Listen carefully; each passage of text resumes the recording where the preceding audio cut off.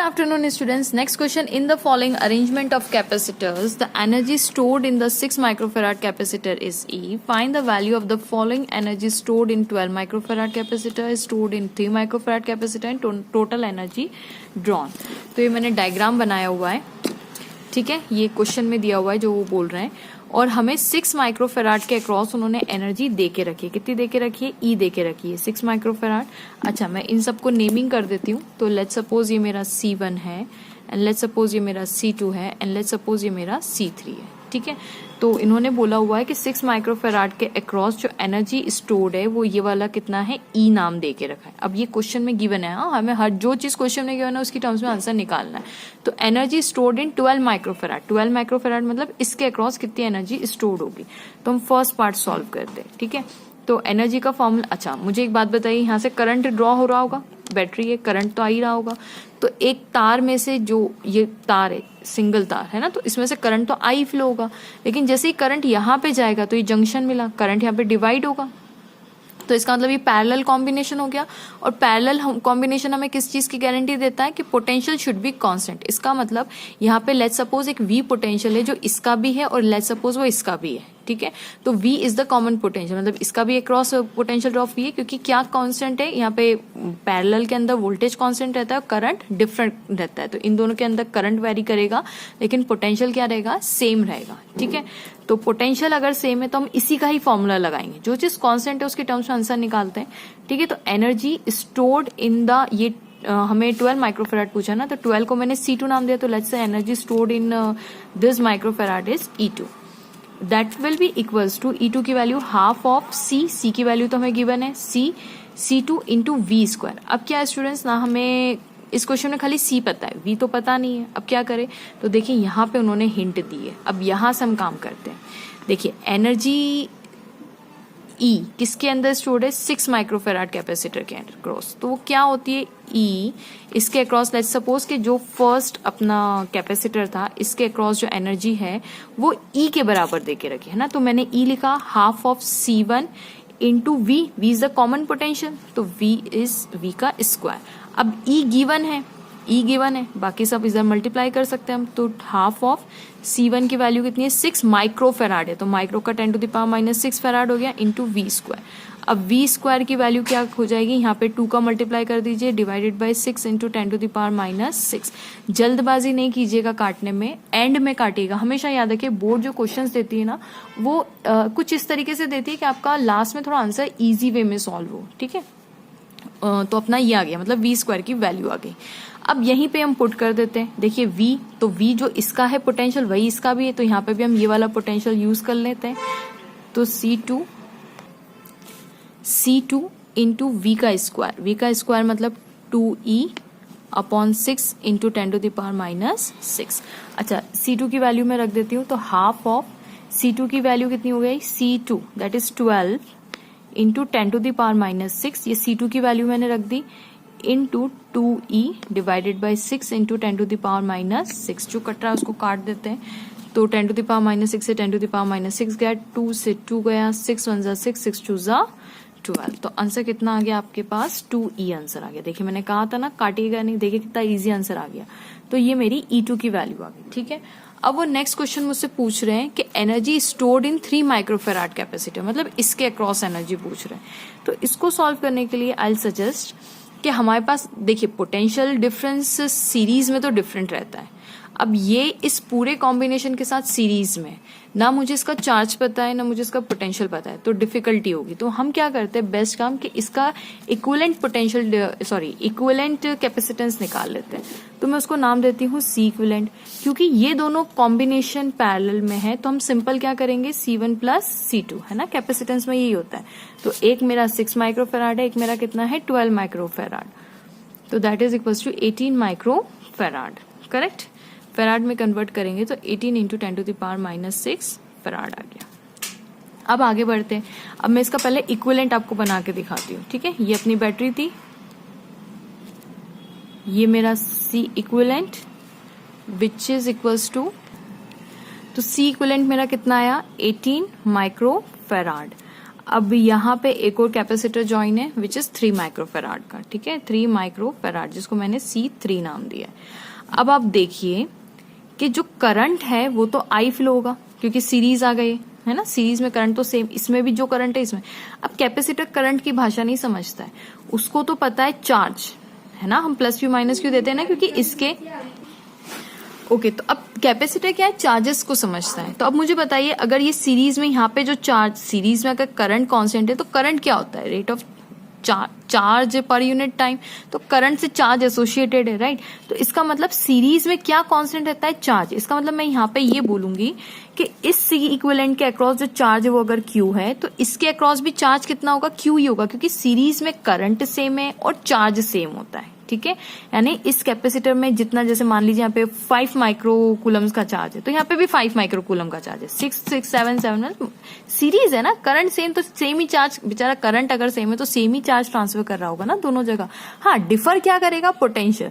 तो जैसा कि हम लोगों ने इसमें देखा ओके तो यहाँ पे हम लोगों ने कितना माना था, V पोटेंशियल माना था ना, तो इसके अक्रॉस पोटेंशियल कितना है, V है, और इसके across let's say potential difference कितना है, V1 है, सपोज मान लेते हैं ना। तो देखिए पोटेंशियल सेम है पर पोटेंशियल डिफरेंट है पर चार्जेस विल बी सेम, तो हम चार्जेस की ही हेल्प लेंगे, जो चीज सेम है उसी के काम करते हैं।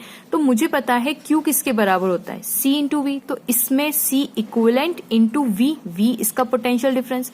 सिमिलरली यहाँ पे देखिए, यहाँ पे क्या है, Q is equals to Q, दोनों जगह Q Q रहेगा, लेकिन यहाँ पे C3 इंटू V1, ठीक है। अब मैं इन दोनों को बाद में इक्वेट कर दूंगी, तो देखिए C इक्विवेलेंट की वैल्यू कितनी है, 18 माइक्रोफेराड, ठीक है, माइक्रोफेराड इंटू, और V की वैल्यू भी रहने देते हैं, तो यानी 18 माइक्रोफेराड की जगह में 10⁻⁻6 इंटू V कर देती हूँ। अब इसकी बात कर लेते हैं, Q is equal to C3 into 10⁻⁻6 into V1 कर देते हैं, ठीक है। अब ये आ गई मेरी इक्वेशन 1 और ये आ गई मेरी इक्वेशन 2, दोनों को इक्वेट कर देते हैं। 1 इज इक्वल्स टू 2Q क्योंकि चार्जेस आर सेम, तो क्या मैं ऐसा कर दूं, 18 into 10⁻⁻6 V is equals to 3 into 10⁻⁻6 V1, ठीक है। क्या क्या कट रहा है, -6 से -6 कट गया, 3 1 3, 3 6 18, तो मेरे पास V1 की वैल्यू आ गई, V1 is equals to 6V, ठीक है। इसका हमें यूज है, हम काम करेंगे इस पे। अब हमें निकालना क्या था, हमें चार्जेस V1, हमें Q भी निकल गया, हमारा V1 भी निकल गया, V भी मतलब V1 की टर्म से सब कुछ निकल गया। अब मेरे पास उन्होंने क्वेश्चन में पूछा हुआ है, they have said energy stored in 3 microfarad, तो 3 माइक्रोफेराड के क्रॉस एनर्जी कितनी स्टोर्ड है, तो हम लोग थर्ड पार्ट थोड़ा पीछे सॉल्व कर लेते हैं, ठीक है। एक्चुअली मैंने किया था एक कॉपी में सॉल्व, लेकिन फिर से वो again same mistake, video on करना ही भूल गई।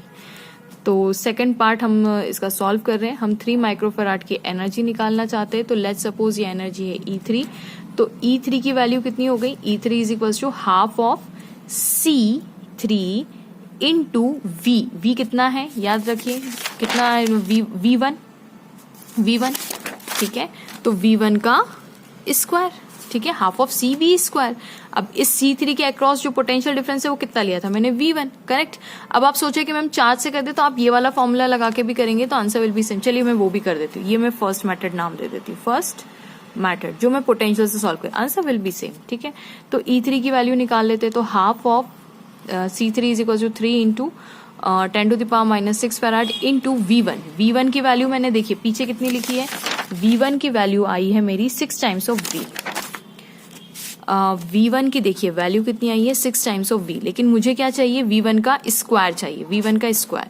तो मैं दोनों साइड स्क्वायर कर दूं तो इसका 6V का स्क्वायर हो जाएगा, तो दैट इज 36V स्क्वायर हो जाएगा। And what is V, V देखिए यहाँ पे मेरे पास V कितना था, V यहाँ पे निकल आता है, देखिए V स्क्वायर की वैल्यू 2E/6 इंटू 10⁻⁻6 आई है, ठीक है। This is the value of V square.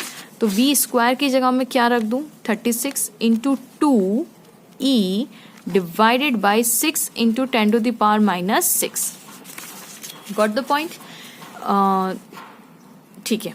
ये मेरा क्या आ गया, मेरा V1 स्क्वायर आ गया। मैं वापस से V स्क्वायर की यहाँ पे वैल्यू एक बार लिख देती हूँ, कितनी आई थी, 2E/6 इंटू 10⁻⁻6, ठीक है, 2E/6 इंटू 10⁻⁻6। अब ये पूरी की पूरी वैल्यू मैं यहाँ पे सब्स्टिट्यूट कर देती हूँ।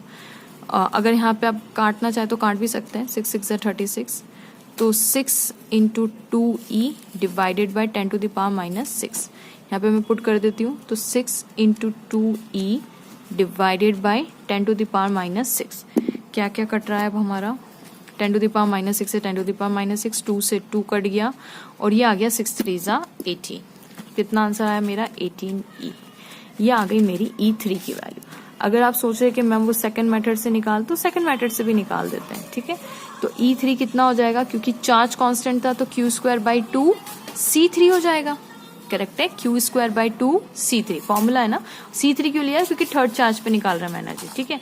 अब मुझे बताइए Q की वैल्यू हम लोगों ने कितनी निकाली, Q इज इक्वल्स टू, देखिए Q इज इक्वल्स टू जो चार्ज था, इस पे चार्ज तो दोनों पे सेम है, तो चाहे मैं ये रखूं या ये रखूं फर्क कुछ नहीं पड़ेगा भाई। जो चार्ज यहाँ पे है वही चार्ज तो यहाँ पे है ना, तो अगर मैं चाहूँ तो ये भी रख सकती हूँ और ये भी रख सकती हूँ, कोई फर्क नहीं पड़ेगा। चलिए ये रख देते हैं, कोई फर्क नहीं पड़ेगा, ठीक है।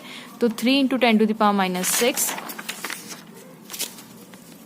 3 into 10 to the power minus 6 into V1 Q की वैल्यू क्या था, 3 into 10 to the power minus 6 into V1, ठीक है।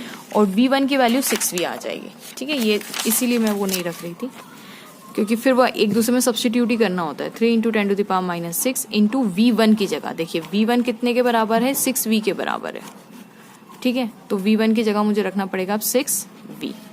अब यू Q स्क्वायर है, तो Q स्क्वायर मतलब इन सब का स्क्वायर, तो 3 into 10 to the power minus 6 into 6 into V इस सब का स्क्वायर, ठीक है। तो हम देखेंगे इसमें क्या, ये देखिए ये 3 6 जा 18, तो 18 into 10 to the power minus 6 into V का स्क्वायर, ठीक है। अब ये 18 into 10 to the power minus 6 into V का स्क्वायर, ठीक है। अब V स्क्वायर की वैल्यू अभी 2E upon 6 into 10 to the power minus 6, so 18 into 10 to the power minus 6 into V square की value 2E upon 6 into 10 to the power minus 6, ठीक है। तो ये 10 टू द पावर माइनस 6 से 10 to the power minus 6 या 6 1 जा 6 6 3 जा 18। तो फाइनल आंसर आपका आ चुका है 18 इंटू 3 इंटू 2E, ठीक है। ये एज इट इज मैं यहाँ पे पुट कर सकती हूँ। तो E3 की मेरे पास वैल्यू आ गई, कितनी आ गई 18 इंटू 3 18, ये देखिए Q स्क्वायर की वैल्यू है, हाँ मैं डायरेक्ट Q स्क्वायर की वैल्यू पुट कर रही हूँ। तो 18 into 3 into 2E divided by 2 into C3 की वैल्यू कितनी है हमारे पास 3 into 10 to the power minus 6 farad, ये C3 की वैल्यू है ना। 3 into 10 to the power minus 6 farad, इसी के अक्रॉस तो हमें पता करना था, तो ये कट हो गया, 3 से 3 गया, 2 से 2 गया, तो देखिए 18 आंसर आ गया। और 18 माइक्रो फैराड था ना, तो यहाँ पे मैं 10 टू द पावर माइनस 6 से मल्टीप्लाई करना भूल गई। बुरा दें प्लीज थोड़ा साइड में। ये यहाँ पे ना 18 माइनस 6 मैंने इसलिए मल्टीप्लाई किया है क्योंकि देखिए यहाँ पे 10 टू द पावर माइनस 6 भी तो 2 बार आएगा ना, है ना। ये थोड़ा सा यहाँ पे देख लीजिएगा कैलकुलेशन में, तो ये एक और बार आएगा, मतलब ये 10 टू द पावर माइनस 6, देखिए ये भी 2 बार आएगा ना। 18 को मैंने 2 बार लिख दिया V स्क्वायर और 10 टू द पावर माइनस 6, तो into 10 to the power minus 6, तो into 10 to the power minus 6, ठीक है। तो 18 into 3 into 2E into 10 to the power minus 6, ठीक है। ये सब कट गया, आंसर क्या बचा 18 और ये E बचा, तो ये आ गया आपका E3 की वैल्यू, ठीक है। तो हम लोगों ने इस मेथड से भी निकाल ली, इस मेथड से भी निकाल ली, ठीक है। अब हमारा थर्ड पार्ट वो बोल रहे find the total energy drawn from the battery. तो देखिए एनर्जी कितनी ड्रॉ करेगी, जो ये लोग यूज करेंगे वही तो एनर्जी अप्लाई, वो मतलब एनर्जी स्टोर होगी। तो टोटल एनर्जी क्या होगी, तो total energy is equals to, third part हम सॉल्व कर रहे हैं, टोटल एनर्जी किसके बराबर होगी, टोटल एनर्जी बराबर, क्योंकि हमें क्वेश्चन में देखिए ये नहीं गिवन है कि कुछ एनर्जी लॉस हुआ है, तो हम मानेंगे कुछ भी लॉस नहीं हुआ है, ठीक है। तो जो एनर्जी इन लोगों ने यूज की है वही हम यूज कर लेंगे। तो 6 माइक्रोफेराड के अक्रॉस जो एनर्जी कितनी कैपेसिटर है, तो 6 माइक्रोफेराड के अक्रॉस E है, बिल्कुल सही है। तो energy stored in 6 microfarad is E plus energy stored in 12 microfarad कितनी है, हाँ 12 माइक्रोफेराड के अक्रॉस कितनी है, तो देखिए 12 माइक्रोफेराड के अक्रॉस 2E है, ये 2E energy across the 12 microfarad के अक्रॉस, ठीक है। तो वो कितनी है 2E है, तो यहाँ पे मैं रख देती हूँ 2E, ठीक है। और प्लस थर्ड हमारा कौन सा था 3 माइक्रोफेराड, तो 3 माइक्रोफेराड के अक्रॉस कितनी है एनर्जी 18E, 8 और 2 10 20 और 21, 20, देखिए ई ही क्वेश्चन में गिवन था और ई की टर्म्स में हमने निकाला, इट मीन्स हमारा आंसर कैसा है, करेक्ट है। सो होप स्टूडेंट्स आपको वीडियो पसंद आया होगा। Please don't forget to like, subscribe and share my channel. Thank you so much for watching.